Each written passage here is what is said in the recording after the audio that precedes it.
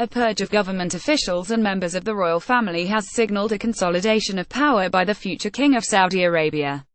The arrest of 11 princes and 38 officials on corruption charges is the latest in a period of tumult as Crown Prince Mohammed bin Salman, the new heir to the throne, enacts a modernizing vision for its future.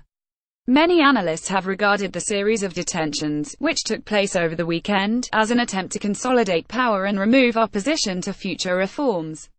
Among those detained were billionaire businessman Prince Al-Walid bin Talal, who owns a stake in Twitter and Citigroup, and the head of the Saudi National Guard.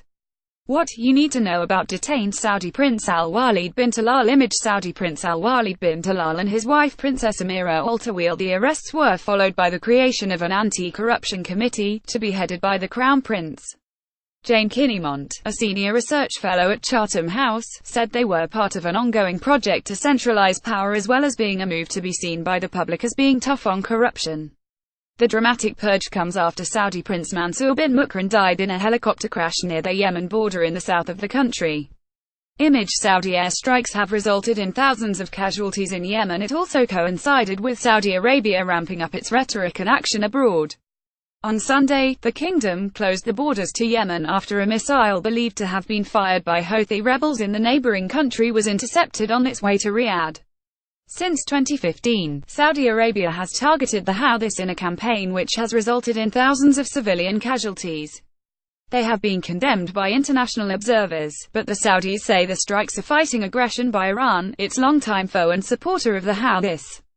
The rival states traded aggressive rhetoric following the closure of Yemen's border, with Saudi Arabia saying it reserved the right to respond to the Houthi strike, which it said was an act of war by Iran.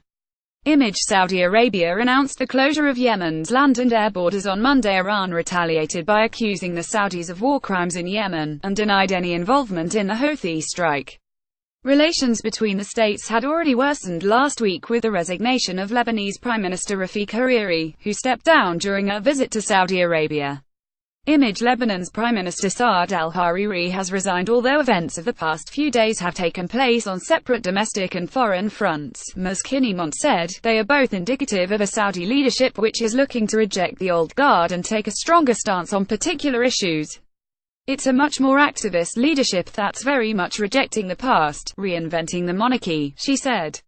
By consolidating power, the arrests give him a firmer footing for a confrontation with Iran.